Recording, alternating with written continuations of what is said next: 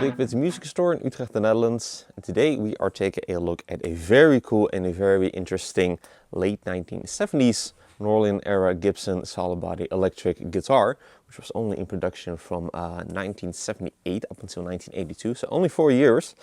And this is, very unique in and of itself. It is not quite a Les Paul, but rather it is called a The Paul or The Paul. This is a 1979 Gibson The Paul. The Paul, either way, they are the same. But this is kind of like a very much a bare bones Les Paul inspired Gibson solid body electric guitar. So you can probably already tell quite some differences. This is also like pretty much almost unfinished. It has like a very thin nitro satin type of a finish. It also has some arm contour, it has a belly contour, and it is also, really nothing fancy. So that was kind of like the idea of this model. Think of it as kind of like the 1970s version of the Les Paul Special in a way. So you do get dual pickups with the correct electronics, but again, nothing fancy, but then in a 1970s type of a style. But a really cool model, really not all that expensive. This being from the New Orleans era, that in and by itself is like compared obviously to 1950s and 1960s, quite affordable, and this model was affordable to begin with, so it is also quite affordable now, but really cool nonetheless. You still do get a true 1970s Gibson electric guitar. So let's dive into the specs. So obviously it is very much a Les Paul inspired body shape. So a single cut body, but you then again got these contours going on. So here an arm resting contour, so that it is not as sharp in your forearm, and also then a belly contour. The entire body, as well as the neck, by the way, is made out of walnut, hence why it is so incredibly brown. Walnut was, when it comes to like the looks, it was pretty trendy in the 1970s.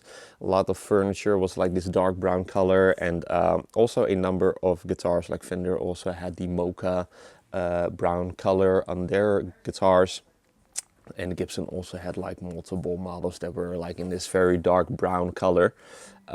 So this one is one of those. I just think that it looks very, very cool, a very unique look. Definitely looks very much bare bone. Like it is just really the bare wood with like no protection or anything like that, just a really raw look. This being from the 1970s, it also is then made up out of a number of pieces of wood. So this one at the very least is 4 pieces, so you can see like 3 seam lines running through the middle, and then over here and over here. Pretty sure that those are all of the pieces. That is New Orleans era for you. It is not all that heavy. I would say like a medium weight for a Les Paul style of a guitar. So not too heavy and not too light. But this being very much like a bare bone model without the maple top, I think that relatively it is probably a little bit on the heavy side, but most guitars made by Gibson as well as by Fender were on the heavy side from this time. So nothing out of the ordinary there. When it comes to the electronics, those are actually quite complete, if you will. So you got 2 humbucker pickups. You've got an original T-top humbucker in the neck position and in the bridge position. Not 100% sure if that is original. I think not, because it is not a T-top.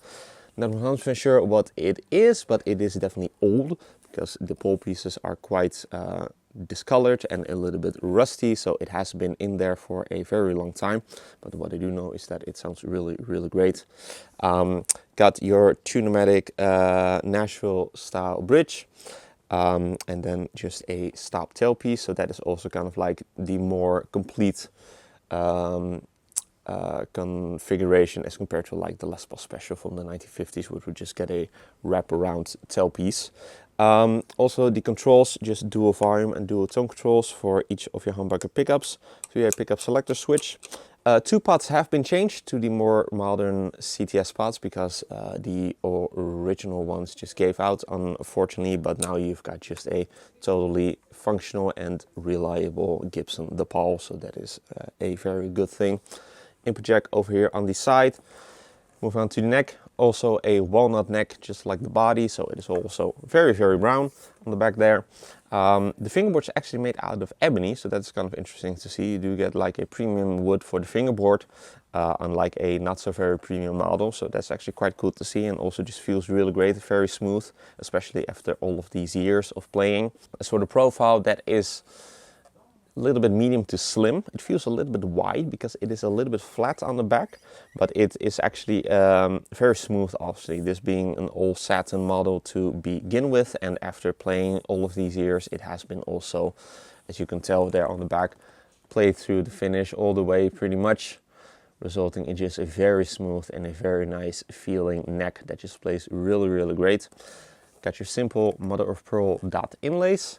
Got your original nut, which I believe is made out of micarta or something like that. Definitely not bone, but also appears to be original because you do got the finish there on the sides of them. Headstock is also very plain, not even a headstock overlay, so just bare walnut wood with your Gibson logo silkscreen and your truss rod cover reading the Paul. And then on the back we've got the original Grover Rotomatic tuners, kind of like the milk bottle style, so kind of like the old style of Grover Rotomatic tuners. And also there with your Made in USA stamp, serial number, and your original music store sticker. And this one was purchased in Pittig in Rotterdam, on the Pannenkoekstraat. And you know what that means, how that translates, Pannenkoekstraat? Translates to Pancake Street. So this was bought on Pancake Street in Rotterdam. So that is a very welcome bonus, if you ask me. That is pretty much all that there is to cover. Apart from that, it also comes with a kind of like a more modern style Gibson gig bag, kind of like the flat type of a gig bag, which does just a fine job at transporting this really, really cool late 1970s Gibson Les Paul electric guitar. So really cool model. Me personally have not yet seen them before. I have seen them online, as well as seen some videos about this model. Yeah, really cool, really 1970s, so very brown, but also a very raw feeling Gibson solid body electric guitar, because it is just really like the bare wood, yeah, with very little, if any, finish.